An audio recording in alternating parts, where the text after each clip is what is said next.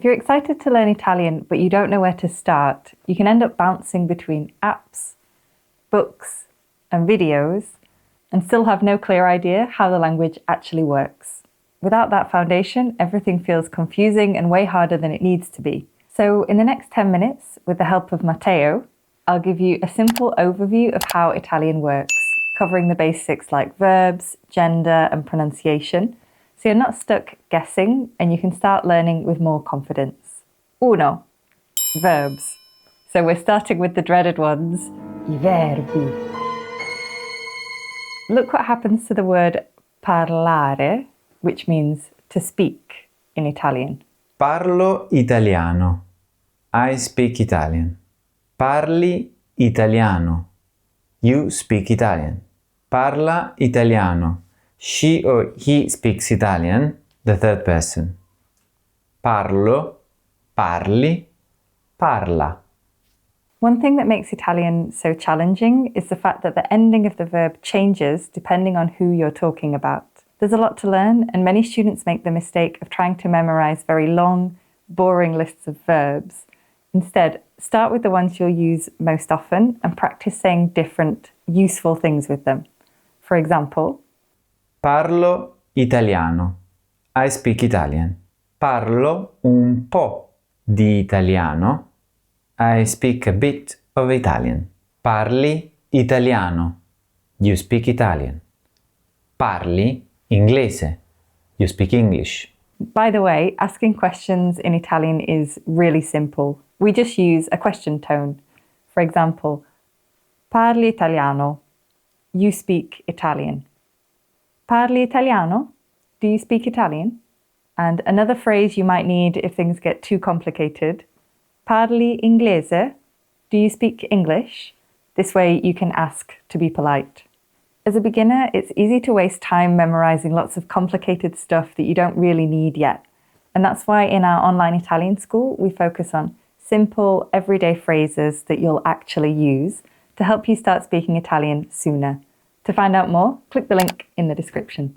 Due, formal address. In Italian, we have an informal address that we use with friends and young people, and a formal address that we use with adults that we don't know very well, especially with elderly people or staff in situations that feel more formal, like at a museum, a fancy restaurant, or at the doctor's. Parli inglese? Do you speak English? Informal. Parla inglese? Do you speak English? Formal. Did you notice? Parla, you speak in the formal, is actually the same as she or he speaks. The formal address is usually the same as the third person, which is great because it's one less thing to learn. 3. Pronunciation. La pronuncia italiana, Italian pronunciation, is actually a lot easier than it seems.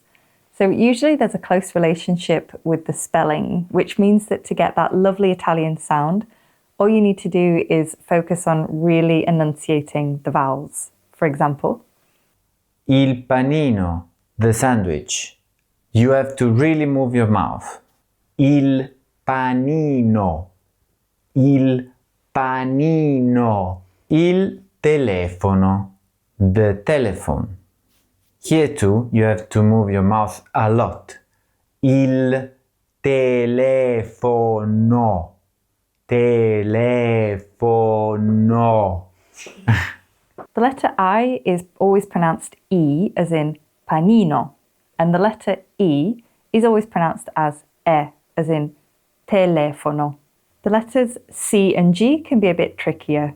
So in Italian, C is nearly always a hard K, like at the beginning of cappuccino. But when it's followed by the letter I or E, it's a soft ch, like in the last part of cappuccino. Cappuccino. Ca. Ca. Cappuccino. C. C. Cappuccino. Cappuccino. This can be tricky if English is your first language because CH is usually pronounced as ch, like in church. But in Italian, CH is always K, like in Chianti. And luckily, G just follows the exact same rule. So most of the time it's a hard G, like in spaghetti. But if it's followed by the letter I or E, it becomes soft. For example, like at the beginning of gelato. Spaghetti. Ge. Spaghetti. Gelato. Ge. Gelato. 4. Gender.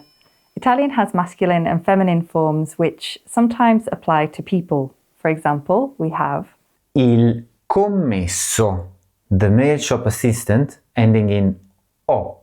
Commesso. La commessa, the female shop assistant, ending in A. La commessa. But objects also have gender, and this is mostly random. So, for example, why is il passaporto, the passport, masculine, but la pizza, the pizza, feminine? Maybe because pizza is the best? Il passaporto, a masculine word ending in O. La pizza, a feminine word ending in A. La pizza. Sometimes words end in the letter E, like la stazione, the station, and it's harder to know if they're masculine or feminine. There are some rules, for example, words that end in zione tend to be feminine, but I think the easiest thing is actually to just focus on learning the whole phrase together.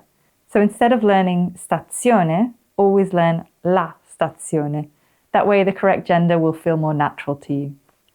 We also see gender in words that we use to describe things, like tasty.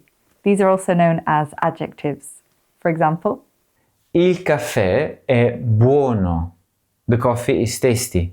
Ending in O because coffee is masculine. Buono.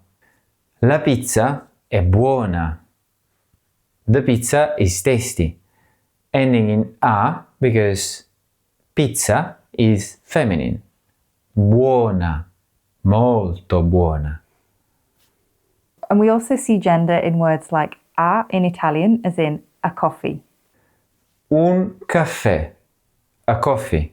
Un for masculine things. Una pizza. A pizza. Una for feminine things. All you need to know now is vorrei, I'd like, and you can order things in Italian. For example, Vorrei un caffè.